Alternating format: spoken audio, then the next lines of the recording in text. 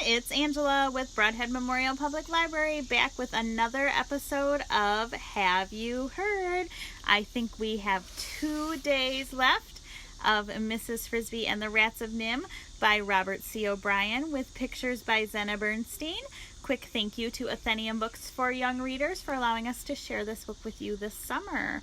If you're enjoying these videos, be sure to like the video, and you can subscribe to our page to be alerted, or subscribe to our channel to be alerted to when we post new videos. All right, yesterday, Mrs. Frisby went on her mission to drug Dragon. She was successful with drugging him, but she got caught and was put in a cage by the Fitzgibbons' youngest son, Billy. While she was in the cage, she got some very interesting information. It sounds like Jenner, the rat that left the rat colony, left with his group, and they were electrocuted and found. And now the doctors from NIHM are coming to the Fitzgibbon farm to see if they can find the rest of the rats. All right, let's find out what happens next. This chapter is called Escape. At 10 by the kitchen clock, the Fitzgibbons went to bed. Dragon was put out, the doors locked, the lights turned off.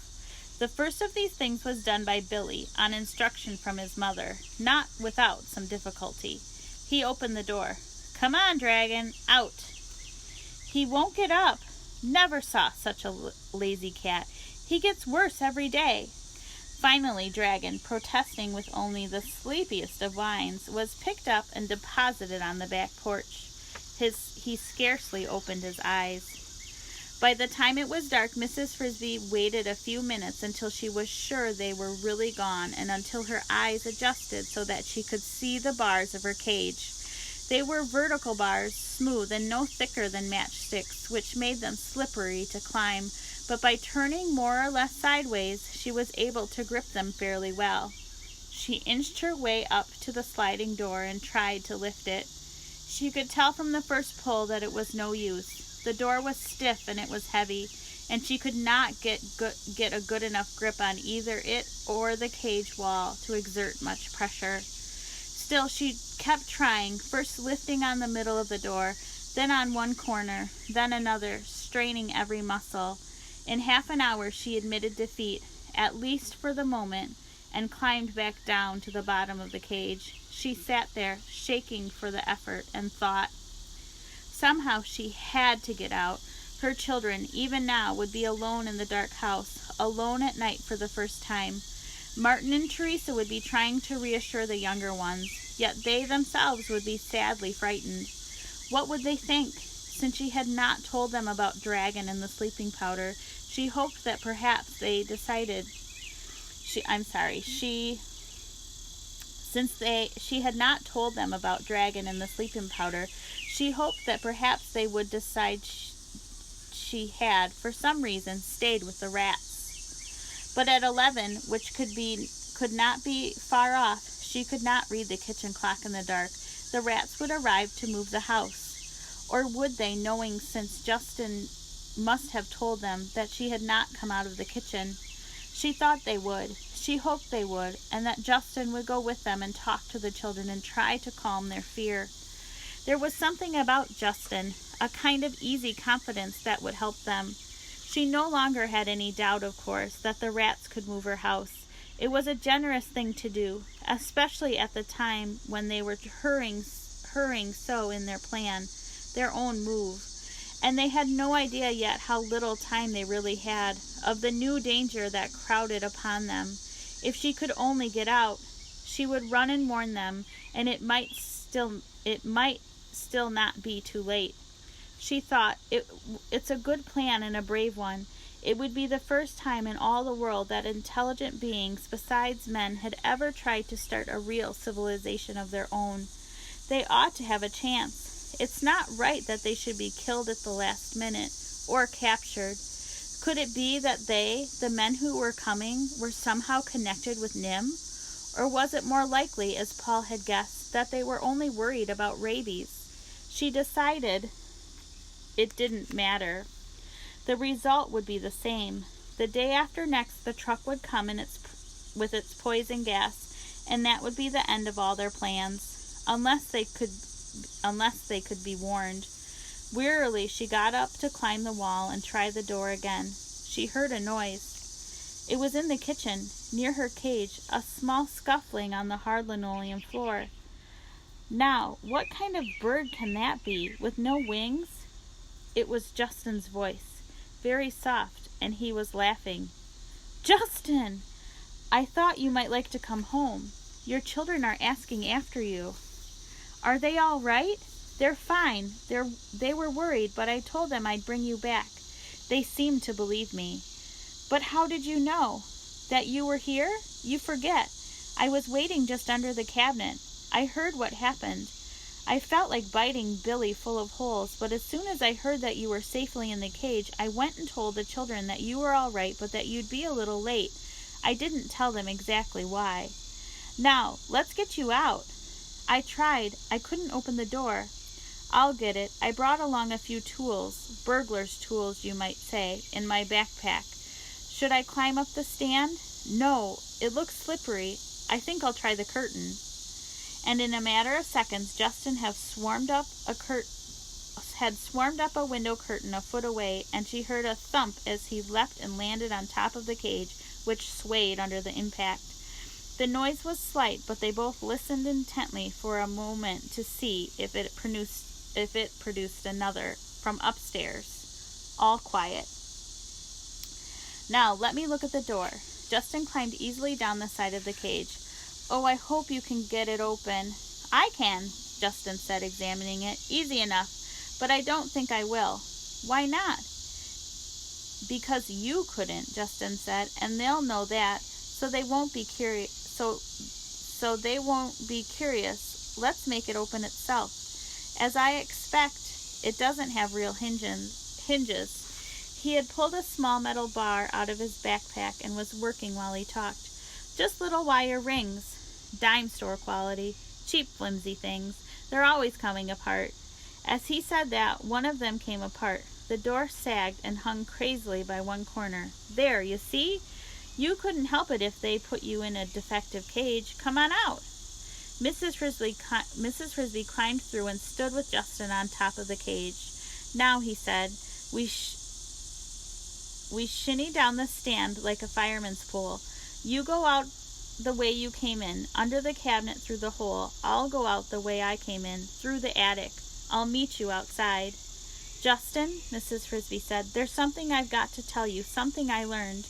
"Wait till we're out," said Justin. "We've got to hurry. You see, we're having a little trouble moving your cinder block." He was off, running silently into the front of the house, from which the stairway led up 2 flights to the attic. Mrs. Frisby crawled under the cabinet, searched in total darkness for the small hole, and finally felt one foot slip down. She dropped through. The square opening in the foundation was easier to find. It glowed palely ahead of her, lit with moonlight. Justin was waiting for her as she came out of the corner of the screen. The night was warm, and a half-moon shone in the farmyard. "Now," he said, "what was it you wanted to tell me?" He spoke seriously. He had heard the urgency in her voice. They hurried toward the garden, rounding the back porch. There, a dark heap in the moonlight, lay Dragon, no threat to anyone tonight. "Some exterminators are coming to poison all of you," Mrs. Frisby told him, as briefly as she could, of the conversation she had heard at the Fitzgibbons' dinner table. 7 rats, Justin said. "Rabies. It might be, but I'll bet it was Jenner. When are the men supposed to come?" "The day after tomorrow." To her surprise, Justin stopped. He looked at her in admiration.